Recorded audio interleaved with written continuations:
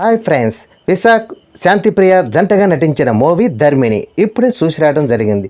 ఈ మూవీ ఎలా ఉందో మీతో పంచుకుందామని వచ్చాను. అసలు కథ విషయానికి వస్తే, సంతోష్ అనగా వికాస్, ప్రియ అనగా శాంతిప్రియ, లివింగ్ స్టోన్ అనగా సత్య, వీళ్ళ ముగ్గురు మంచి ఫ్రెండ్స్. వీళ్ళ ముగ్గురు కలిసి ఔటింగ్కి వెళ్దామని డాక్టర్ దర్శని అనే సైంటిస్ట్కి చెందిన ఫామ్ హౌస్కి వెళ్దామని అనుకుంటారు.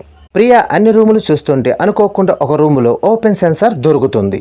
ఆ ఓపెన్ సెన్సార్ నొక్కగానే ఒక మనిషి స్క్రీన్ పై యాక్టివేట్ అయ్యి భవిష్యత్తును చూపిస్తుంది. కానీ అది భవిష్యత్తు కాదు, మనల్ని ఎవరో చూస్తున్నారని సంతోష్ స్ట్రీమింగ్ లెవెన్ అనుకుంటారు.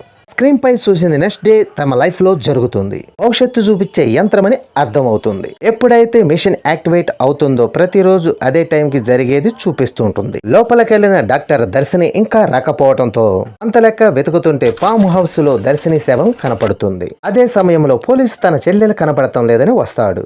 అసలు దర్శిని ఎలా చనిపోయింది, భవిష్యత్తు మిషన్ లో వీళ్ళకి ఏం చూపించింది, ఈ ముగ్గురిని బెదిరించేది ఎవరు, అసలు భవిష్యత్తు మిషన్ కథ ఏంటి, పోలీసు సిస్టర్ ఎవరు, ఆమెకి మిషన్ కి ఉన్న సంబంధం ఏంటి, ఇవన్నీ తెలుసుకోవాలంటే మూవీ చూడాల్సిందే. సస్పెన్స్ థ్రిల్లర్ కథకి సైన్స్ ఫిక్షన్ జత చేర్చారు.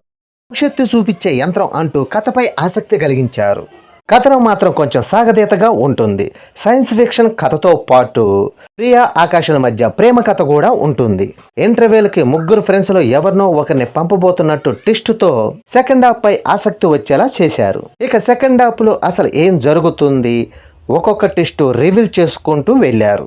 అయితే సినిమా చూస్తుంటే కొన్ని సన్నివేశాల విషయంలో కథ కంటిన్యూటీలో కొన్ని సందేహాలు వస్తాయి. సినిమాలో లివింగ్ స్టోన్ క్యారెక్టర్తో మాత్రం అక్కడక్కడ నవ్వించే ప్రయత్నం మాత్రం చేశారు. తక్కువ క్యారెక్టర్లోనే ఆల్మోస్ట్ సింగిల్ లొకేషన్లోనే కథను ఆసక్తిగా నడిపించారు. కానీ కొన్ని సీన్లో భయపెట్టారు కూడా.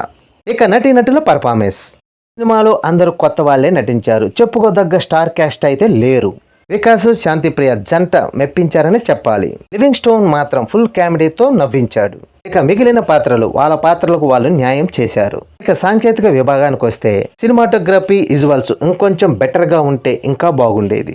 సింగిల్ లొకేషన్ లో ఆల్మోస్ట్ కథను నడిపించారు. పాటలు మాత్రం మెలోడీగా బాగున్నాయి. అలాగే బ్యాక్గ్రౌండ్ మ్యూజిక్ కూడా పర్లేదనిపించింది.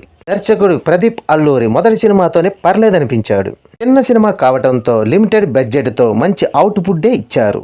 మొత్తానికి దర్శిని సినిమా రాబోయే భవిష్యత్తుని చూపించే మిషన్ కోసం కొంతమంది చేసే పనులు మంచి సస్పెన్స్ థ్రిల్లర్ గా తెరకెక్కించారు. నన్ను అడిగితే ఈ మూవీ వన్ టైం వాచబుల్. ఈ వీడియో నచ్చితే లైక్ చేయండి, షేర్ చేయండి, ప్లీజ్ సబ్స్క్రైబ్ చేయండి.